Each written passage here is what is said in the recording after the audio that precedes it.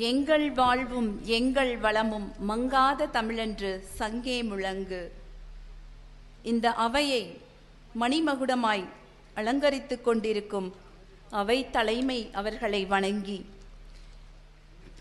சக கவிஞர்களையும் வணங்கி, என்னை இந்த மேடையில் ஏற்றி அழகு பார்க்கின்ற அன்பு உள்ளங்களை வணங்கி இந்த உரையை தொடங்குகிறேன்.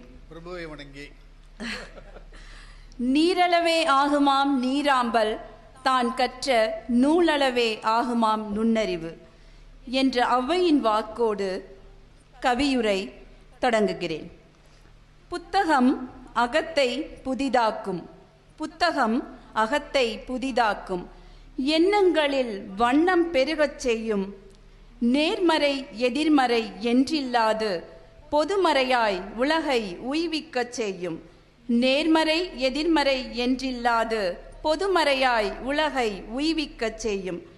எனதருமை புத்தகமே, மனதின் அடுக்குகளில் சஞ்சாரம் செய்யும் நினைவின் பதாகைகளை சுமந்து வரும் சிறகுகளாய், மனதின் அடுக்குகளில் சஞ்சாரம் செய்யும் நினைவின் பதாகைகளை சுமந்து வரும் சிறகுகளாய், நதி என நில்லாது நகர்ந்து கொண்டே இருக்கும் காலத்தின் புதையல்களில் கைவரப்பெற்ற பொக்கிஷமாய், நதி என நில்லாது நகர்ந்து கொண்டே இருக்கும் காலத்தின் புதையல்களில் கைவரப்பெற்ற பொக்கிஷமாய், மாயங்கள் நிறைந்த மனதை, மாயங்கள் நிறைந்த மனதை ஆழ்ந்து அகழ்ந்து உள்ளும் புறமுமாய் தன்னை தேடுபவர்களுக்கு தன்னை தந்து நீக்கமர நிறைந்த பேரொளியே, அறிவின் வெளியே, என்றுமே உன்னோடு எனக்கு தீரா காதல், என்றுமே உன்னோடு எனக்கு தீரா காதல்.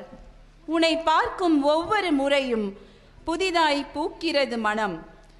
கற்றலின் நோக்கம் தெளிதல், வாசித்தலின் நோக்கம் உணர்தல்.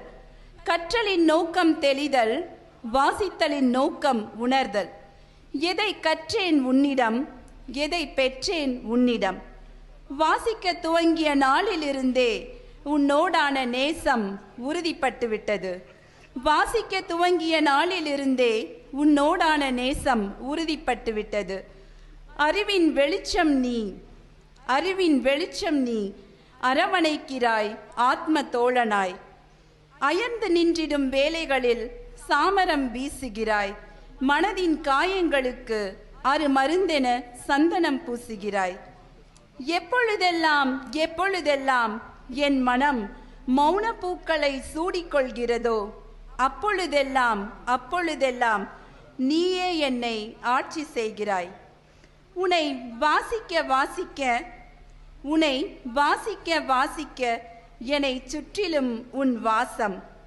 வாசிக்கிறேனோ அதிலேயே வசிக்கிறேனோ, நானே அறியா மாய உணர்வு ஈர்த்து செல்கிறது இன்னும் இன்னுமாய் வெகு தூரம்.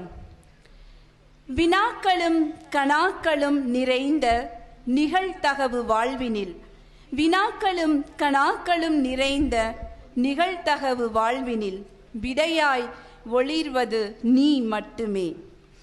உயிர்களினத்தில் மனிதன் உயர்ந்தவனானது தன் அறிவினால் மட்டுமே. அத்தகைய அறிவை பேரறிவாய் மாற்றித் தருவது நிச்சயமாக நீ மட்டுமே. ஓலைச்சுவடியில் துவங்கி காகிதங்களால் கட்டமைக்கப்பட்டு காலத்தின் பதிவாய் பதிலாய் தன்னை நிறுத்தி மானுடத்தின் மேன்மையை, அனுபவங்களை, கற்பனைகளை, நிகழ்வுகளை, நிதர்சனங்களை தன்னகத்தே கொண்ட தலைமுறைகள் கடந்த பயணம் உன்னுடையது. குடத்தினுள் சுடர்விடும் ஒளியை குன்றின் மீது ஏற்றி, குடத்தினுள் சுடர்விடும் ஒளியை குன்றின் மீது ஏற்றி அகண்ட தீபமாய் மாற்றி பிரகாசிக்கச் செய்கிறாய். வாசிக்கும் வேளைகளில் மீண்டும் மீண்டும் பிறக்கச் செய்கிறாய். வாழ்வின் சூட்சுமங்களை வகைப்படுத்தி நெறிப்படுத்தி தீமையை களைந்து நன்மையை நாடச் செய்கிறாய்.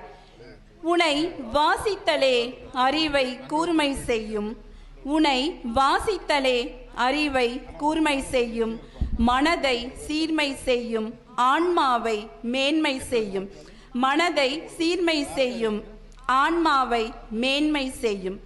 கற்பதும் கேட்பதும் அறிவாயின், கற்பதும் கேட்பதும் அறிவாயின், உனை வாசிப்பதும் நேசிப்பதும் பேரறிவாகும். உனை வாசிப்பதும் நேசிப்பதும் பேரறிவாகும். எனதருமை புத்தகமே, என்றுமே நீ வெறும் காகிதமல்ல, வெற்றி எனும் ஆயுதம். என்றுமே நீ வெறும் காகிதமல்ல, வெற்றி எனும் ஆயுதம். அறிவின் நிலையே சிந்தை, அறிவின் நிலையே சிந்தை. சிந்தையின் நிறைவே பேரறிவு, சிந்தையின் நிறைவே பேரறிவு. பேரறிவை தரும் எனதருமை புத்தகமே, பேரறிவை தரும் எனதருமை புத்தகமே, உன்னை வணங்குகிறேன். நன்றி, வணக்கம்.